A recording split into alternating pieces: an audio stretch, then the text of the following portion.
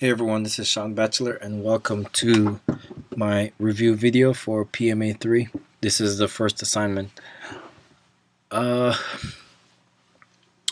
what have you learned about web-based mobile applications?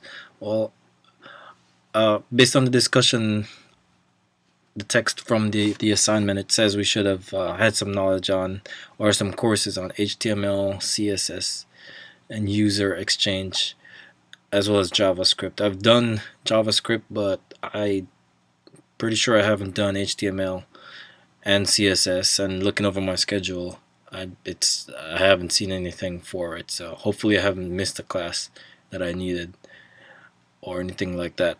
However, the only thing I can tell you about web-based mobile applications is that it is very useful, especially when designing an interface that's easily changed or easily updated, because when you create a native app, in order to make updates and changes to the app, you will actually have to resubmit the entire application, and it goes through whichever marketplace. It'll have to go through their QA process, just to get that update out. But if you have some elements of your application that's actually web-based, then you can push updates more easily, as those elements will be downloaded from the web as opposed to be embedded within the app. So there's some uses for it, and actually I think that's a very I would love to do that. It's a very good use case for web-based mobile applications,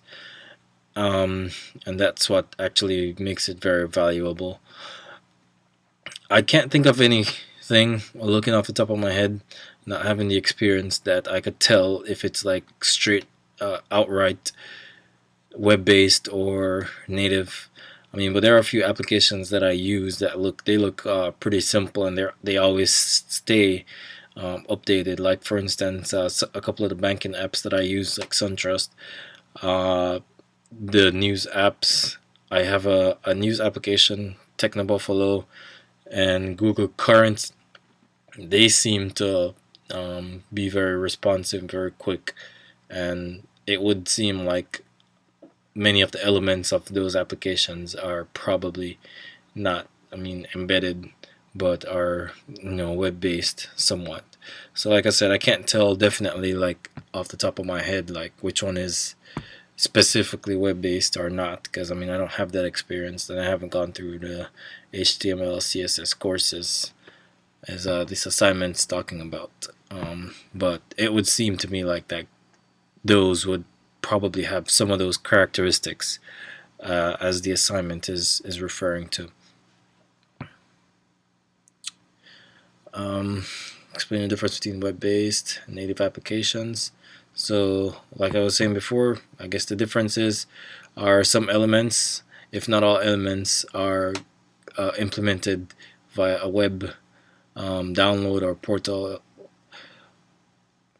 as opposed to in a native application, the user interface is built-in and coded, hard-coded into the app. So that's all I got for web-based apps versus native apps. Thank you guys very much for listening. I'm Shawn Batchelor, and it's PMAIII, the first week's assignment.